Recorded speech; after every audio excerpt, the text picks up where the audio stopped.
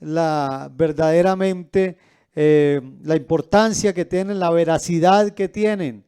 Entonces, hermanos, que creen todo, y la Biblia dice que no seamos, entonces, en ese sentido, que nosotros no podemos ser débiles en ese momento o ser ingenuos, es la palabra. No seamos ingenuos en nuestro modo de pensar, de creer todo lo que por ahí dicen. Entonces, hermanos, se está pensando, se está programando para la apertura, si Dios quiere, en un tiempo. Ya este domingo que viene será la prueba piloto por parte del gobierno en 4 iglesias de todas las miles de congregaciones que hay, hablando de católicas y de todas las religiones. Solamente 4 iglesias están aprobadas para esta prueba piloto, 2 iglesias católicas, otra de otra denominación, y hermanos, por la gracia del Señor, una iglesia de la nuestra, de la Iglesia Pentecostal Unida de Colombia. Se hará este domingo esas pruebas piloto. La iglesia nuestra ya está preparada ya con todos sus protocolos. Esto va a ser en el distrito 4 en Caldas, y seguidamente, después que nos va a ir muy bien con la ayuda de Dios con estos protocolos, entonces se pasará a otra fase que van a empezar a permitir abrir donde no hay COVID, y luego también entonces paulatinamente se irá abriendo en otros lugares. Así que nos vamos aproximando para reunirnos nuevamente, si el Señor lo permite. Pero toca cumplir con todos los protocolos de bioseguridad que nos encargue entonces el Estado, el gobierno. Nosotros tendremos que cumplir con todos esos protocolos. Y entonces entre ellos está la toma de temperatura a la entrada, la desinfección y muy posiblemente tomar el registro de las personas que van. Entonces, hermanos, esto no quiere decir, eso no tiene nada que ver con que ya entonces estamos en el nuevo orden mundial y que entonces la iglesia está participando de eso. Yo quiero, hermano, que nos ubiquemos. Tenemos que estar ubicados, porque la iglesia, hermanos, no estará en ese nuevo orden mundial del anticristo, porque la iglesia, cuando ya el anticristo se manifieste, la iglesia ya no estará aquí. Tenemos que hacer, hermano, una diferencia muy grande allí, porque nosotros tenemos que ser bíblicos y estar muy conscientes de lo que creemos y de lo que dice la Biblia. Hay que hacer una diferencia entre tribulaciones y gran tribulación, porque algunos dicen, hermano, es que la Biblia dice que tenemos que pasar por tribulaciones, y claro que sí, pero vamos a hacer una diferencia entre tribulaciones y la gran tribulación. Hay una diferencia abismal. La diferencia, hermanos, está en que, bueno, hablando de tribulaciones, la Biblia habla entonces, o la definición general de tribulaciones es pena, aflicción muy grande que se siente, situación adversa o desfavorable que padece una persona. Eso es normal que podamos pasar por una situación de esas. Es más, el Señor mismo lo dijo en su palabra. El Señor dice, en el mundo tendréis aflicción. ¿Cierto que sí? Qué bueno que dijera, en el mundo no tendréis aflicción. Pero no, dice que tendremos aflicción, pero que confiemos que el Señor ha vencido al mundo. Así que hablando de las tribulaciones, que son esas situaciones adversas, situaciones desfavorables, llámese enfermedad, llámese pérdida de un ser querido, llámese pérdida del empleo, del trabajo, todas esas situaciones adversas son necesarias. Hechos capítulo 14, verso 42. Cuando a Pablo por allá lo apedrearon, lo dejaron por allá moribundo, lo tenían acostadito allí, y como que los hermanos lo miraban con esa lástima, con ese pesar, porque le habían dado durito. Y Pedro, como que Pablo abre los ojos y los mira a ellos y les dice, no, tranquilos.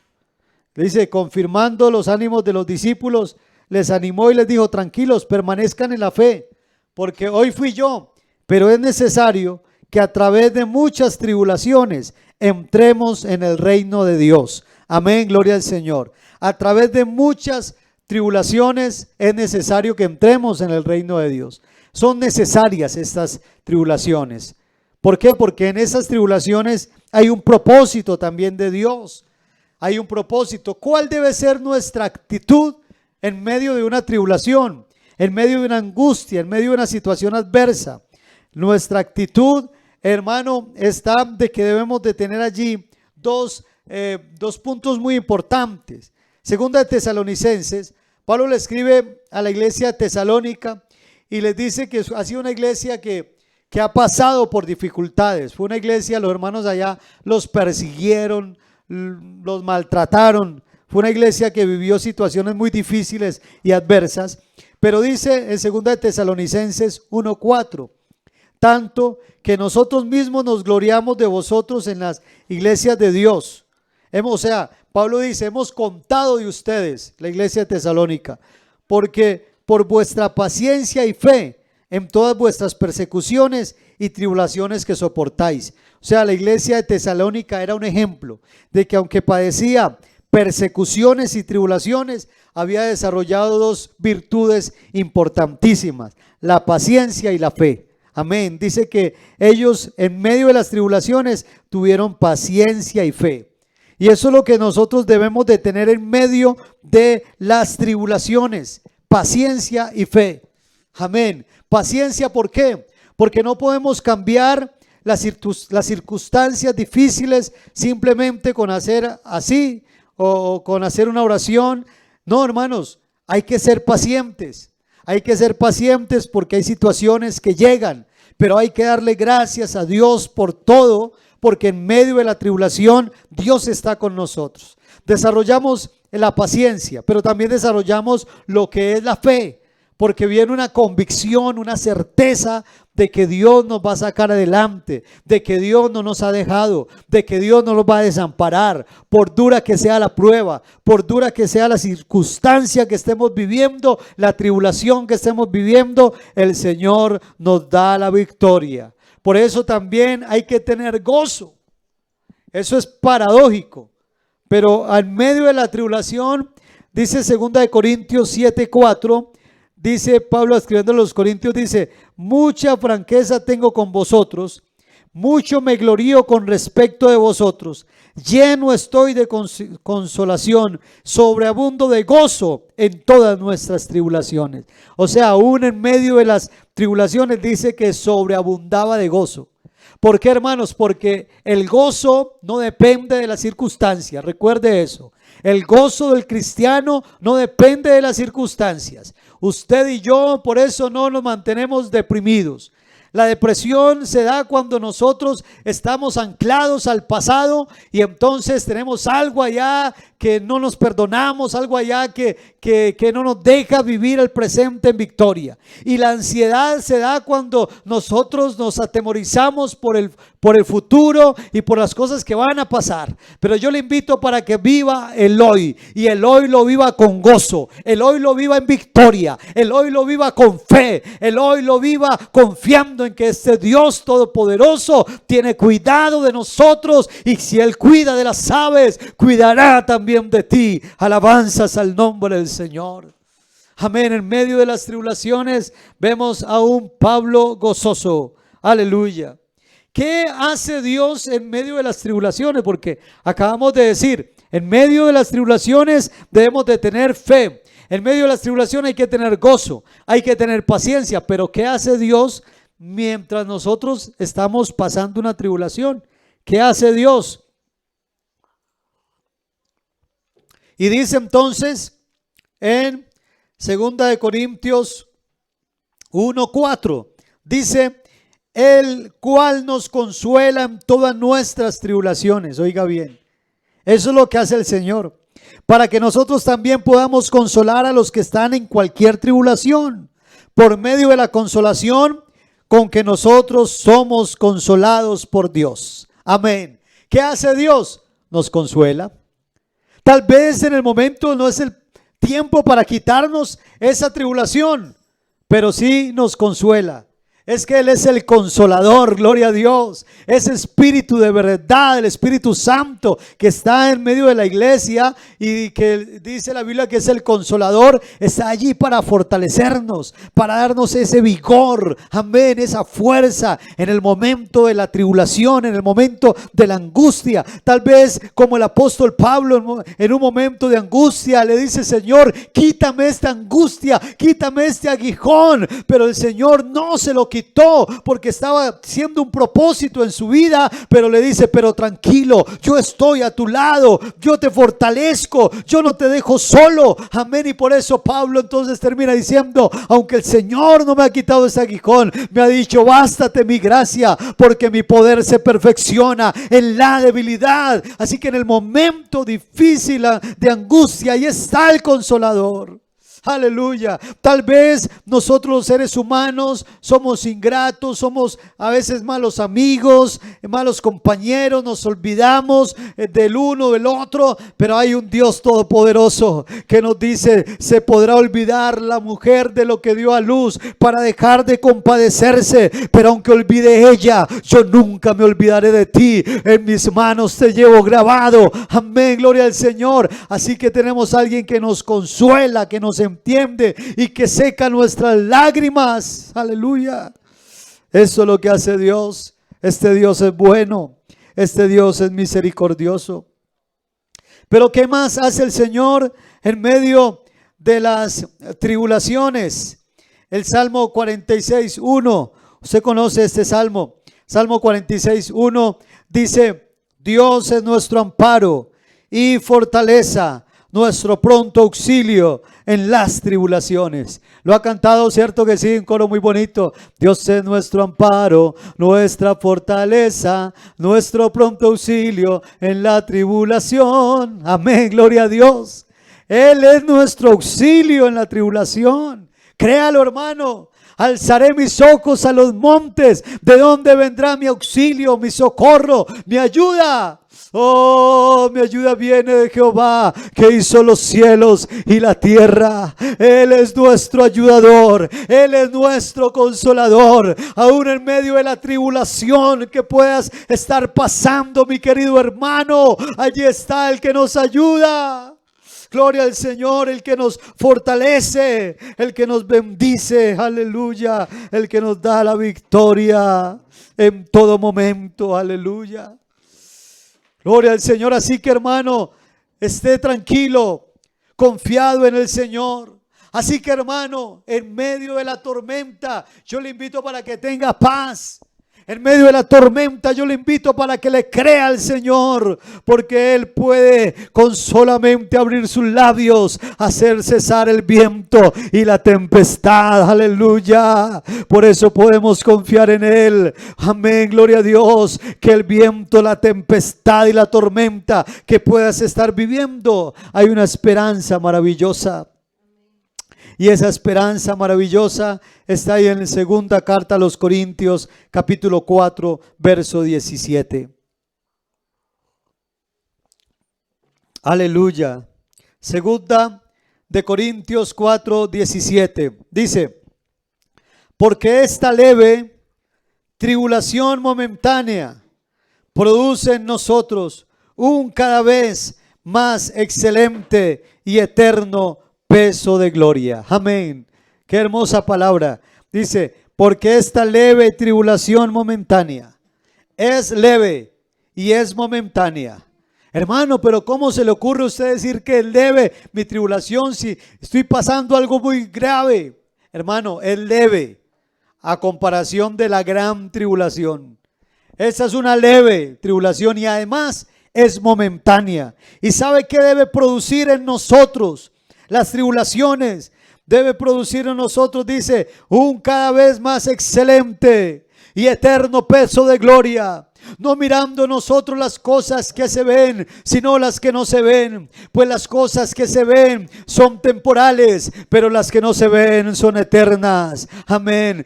¿Qué quiere decir? Que la tribulación produce en nosotros un cada vez más excelente y eterno peso de gloria.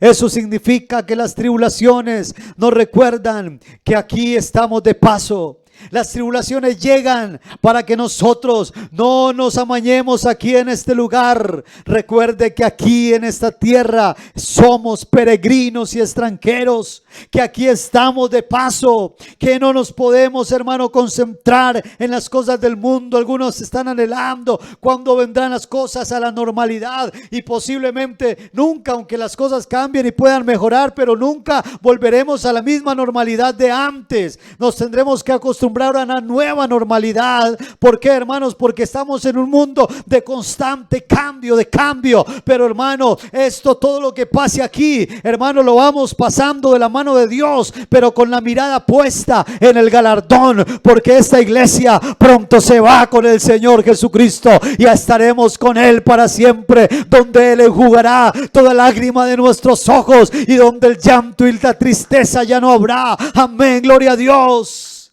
Por eso esas tribulaciones nos hacen cada día anhelar más la presencia de Dios, anhelar más el cielo. Si usted no anhela el cielo, si usted no anhela esa morada eterna con el Señor, hermano, por favor, evalúe su vida espiritual, cómo está. Porque, hermano, el apóstol Pablo decía: yo ciertamente me quiero quedar aquí para predicarle la palabra, para enseñarle la palabra. Sí, me quisiera quedar, pero sabe que también quisiera irme con el Señor, lo cual sería muchísimo mejor, porque para mí el vivir es Cristo y el morir con Él es ganancia. Aleluya. Esa es la visión que debe tener el cristiano.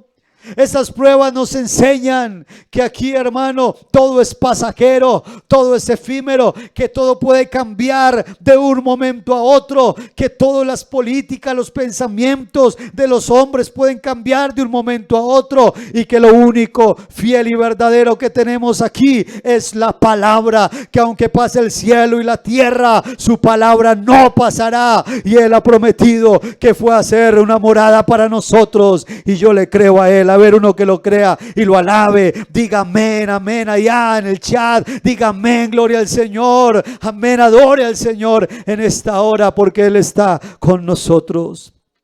Aleluya. La iglesia entonces, hermano, se va. Estas tribulaciones, hermano, son momentáneas, son pasajeras, pero se prepara, se dispone un día donde llegará lo que es la gran tribulación. La gran tribulación, el día de la ira, momento del juicio, noche oscura. Tiene muchos apelativos. Hoy no vamos a profundizar mucho. Tal vez estaremos hablando en otra enseñanza y profundizando sobre la gran tribulación.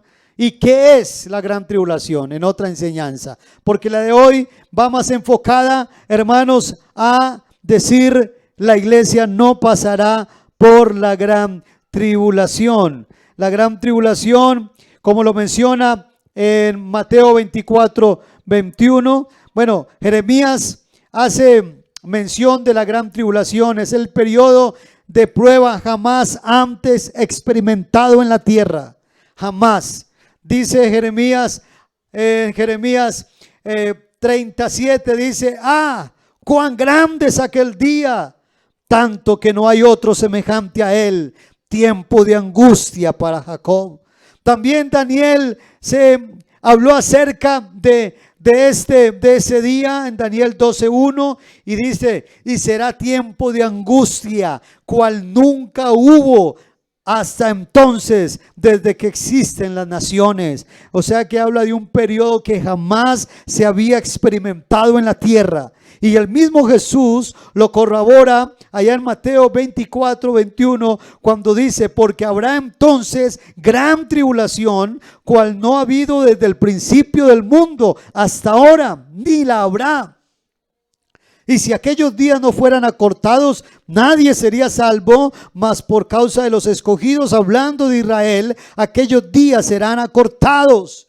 Habla entonces de un día sin precedentes en la historia. Lo que quiere decir que lo que estamos viviendo y los momentos difíciles que ha vivido la humanidad no son comparables, no les llegan ni a los tobillos a este día y a este momento, a esa experiencia tan terrible que vivirá el mundo entero. Será un día de angustia, un momento, un tiempo, un periodo, mejor dicho, un periodo de dolor y de angustia cual nunca jamás lo ha visto. Pero entonces, como les dije, otro día hablaremos en sí con más detalle de qué es. Pero quiero en estos breves minutos que nos quedan mostrar algunos textos de todos los que hay, donde habla de que la iglesia no pasará por la gran tribulación. Romanos capítulo 5 está hablando de la justificación por la fe. Está hablando de que justificados pues por la fe tenemos paz para con Dios. Quiere decir que Él mismo nos justificó a nosotros y que nosotros al creerle a Él fuimos justificados y tenemos paz. Amén, gloria a Dios. Pero dice el versículo 8, mas Dios muestra su amor para con nosotros, en que siendo aún pecadores, Cristo murió por nosotros, pues mucho más, estando ya justificados, oiga bien, estando ya justificados en su sangre, por Él seremos salvos de la ira. Amén, gloria al Señor. Siendo ya justificados, ¿qué quiere decir? Ya justificados, o sea, ya sí, hemos sido perdonados, ya no hay deuda, ya no hay algo que pagar. Siendo ya justificados, por Él seremos salvos de la ira, hablando de la gran tribulación, porque ya hemos sido justificados, ya no hay un juicio sobre nosotros. ¿Usted recuerda lo que dice la palabra? Ahora pues ninguna condenación hay para los que están en Cristo Jesús. Amén, gloria a Dios. ¿Cuántos creen esa palabra? Ninguna condenación, gloria a Dios. Por eso entonces seremos salvos de la ira. Amén. En Apocalipsis capítulo 3 verso 11, gloria al Señor. También allí hay un texto desde el verso 10. Por cuanto has guardado la palabra de mi paciencia. Es uno de los mensajes que se dan a las iglesias, y esta es la iglesia fiel. Y se le dice, por cuanto has guardado la palabra de mi paciencia, yo también te guardaré. Oiga, qué maravilloso esto. Yo también te guardaré de la hora de la prueba que ha de venir sobre el mundo entero para probar a los que moran sobre la tierra. He aquí, yo vengo pronto, retén lo que tienes para que ninguno tome tu corona. El Señor viene pronto, hermano. Y por eso entonces dice allí que Él, porque por cuanto nosotros hemos guardado su palabra, Él nos va a guardar. Él nos va a proteger. Él nos va a llevar cuando venga, hermano, la hora de la prueba que va a venir sobre el mundo entero para probar a los que moran sobre la tierra. Amén, gloria al Señor. Será un día, será un tiempo terrible. Pero el Señor no permitirá que su iglesia pase por ese momento tan terrible. No permitirá que su iglesia pase por ese momento catastrófico para el mundo entero. ¿Sabe por qué? Porque somos su iglesia, su amada, su esposa, su cuerpo. Eso es lo que dice Efesios capítulo 6, verso 28. Efesios capítulo 6, verso 28 dice de la siguiente manera: así también los maridos deben amar a sus mujeres como a sí mismos, como a sus mismos cuerpos. El que ama a su mujer, a sí mismo se ama. Mira, hermano, está hablando de la relación de esposo y esposa. Y está diciéndole al esposo, al hombre, ame a su mujer, así como ama a su propio cuerpo. Porque el que ama a su mujer, a sí mismo se ama. Ninguno quisiera sentir dolor a sí mismo en su cuerpo. No queremos, evitamos el dolor. Y dice el verso 29, porque nadie aborreció jamás su propia carne, sino que hace dos cosas, la sustenta y la cuida. Usted cuida su cuerpo, usted lo sustenta, usted le da comidita. Y dice, nadie aborreció su propia carne, su propio cuerpo, como también Cristo a la iglesia. Amén. Dice ahí, sino que la sustenta y la cuida, como también Cristo a la iglesia. O sea que Cristo cuida a su iglesia, la sustenta y la cuida. Y dice, porque somos miembros de su cuerpo, de su carne y de sus huesos. Nada más por lógica, usted no metería su cuerpo si está a su alcance, si está a su disposición, lo metería a una gran tribulación. No, no, no. Usted antes lo cuida, lo sustenta. Bendito el nombre del Señor. Y nosotros somos el cuerpo de Cristo y Él es la cabeza de esta iglesia. Hermano querido, le tengo que decir algo. Usted no puede decir que su cuerpo está en una parte y la cabeza en otro. No, no, no. Este cuerpo está donde está la cabeza de esta iglesia. Y amén, gloria a Dios. Este Cristo se va a llevar esta iglesia, amén, y estaremos allá con Él en el cielo por una eternidad. Y si usted ama a su esposa, usted no va a querer que ella pase por algo terrible, por algo duro, por algo difícil. El Señor se va a llevar a su esposa, a su iglesia, a la cual ama, a la cual Él compró con su propia sangre preciosa. Alabanzas al nombre del Señor Jesús. Cuánto le adoramos y le glorificamos. Aleluya. Oh, aleluya. Gloria al Señor.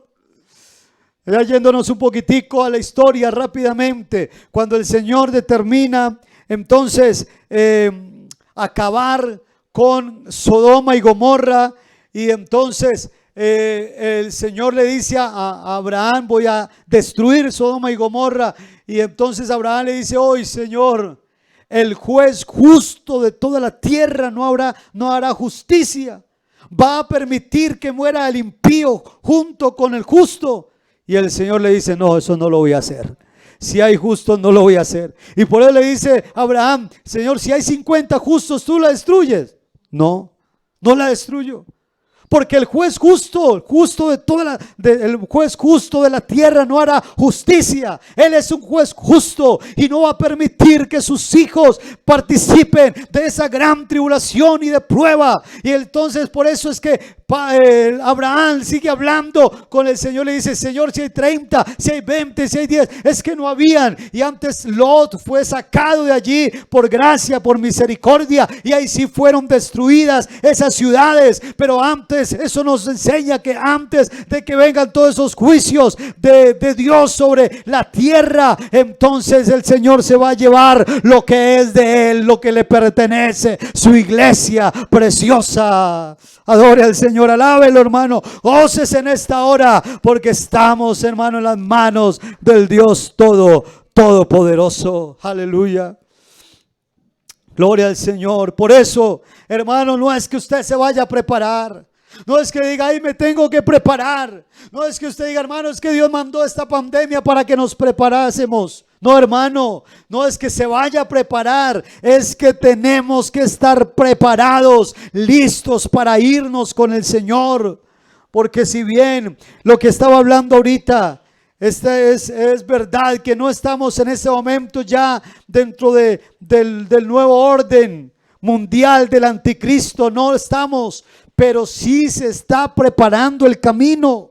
Sí podemos decir que todo lo que está sucediendo a nivel mundial, la globalización y tantas cosas, la comunicación instantánea y todo lo que se va vislumbrando a nivel de religiones y del ecumenismo, va preparando el camino para que se manifieste el anticristo, el cual será un estratega militar, social, político, religioso, el cual va a cautivar al mundo entero, porque Dios enviará un poder engañoso para que este mundo que no quiso creer a la verdad, entonces crea la mentira, y con poderes y milagros y con astucia, poderes y hazañas engañosas va a engañar al mundo entero, creyendo la gente de que ese iba a ser, o ese es el que los va a salvar, no sabiendo lo que viene detrás de eso. Una gran tribulación, una gran situación terrible para el mundo entero. Pero el anticristo, aunque todo el sistema mundial se va preparando para ello, no se puede manifestar, porque hay algo que al presente lo detiene. Y dice allí en 2 Tesalonicenses capítulo 2, verso 7.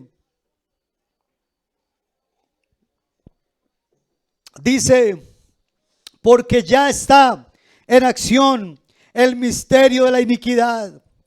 Claro que sí, ya está en acción. Solo que hay quien al presente lo detiene, hasta que él a su vez se ha quitado de en medio. Y hay algo que lo detiene, algo que lo detiene, y es el Espíritu de Dios que está en la iglesia. Es la iglesia que está aquí en la tierra. Y entonces cuando dice este a su vez se ha quitado, entonces se manifestará aquel inicuo, a quien el Señor matará con el espíritu de su boca y destruirá con el resplandor de su venida cuando el Señor vuelva. Inicuo, cuyo advenimiento es por obra de Satanás, con poder y con señales y con prodigios mentirosos, engañará al mundo. Oh, pero antes de que Él se manifieste como tal, la iglesia tendrá, oh hermano, el día más maravilloso, el día glorioso, día victoria, día sin igual, como dice ese precioso himno, cuando estaremos, hermano, allá cuando escuchemos esa trompeta. Amén, gloria a Dios, porque es la final, porque se escuchará trompeta, porque este Dios con voz de mando, con voz de trompeta, amén, gloria a Dios, descenderá del cielo, y los muertos en Cristo resucitarán primero, y luego nosotros los que estemos vivos seremos arrebatados, transformados y arrebatados, y nos encontraremos con el Señor en el aire, y así estaremos con Él por toda la eternidad. Hay promesas maravillosas. Puede que estés pasando tribulaciones, pero Dios está contigo. Pero hay una promesa: la gran tribulación no la pasará la iglesia, pero para eso necesitamos estar preparados para irnos con el Señor Jesucristo.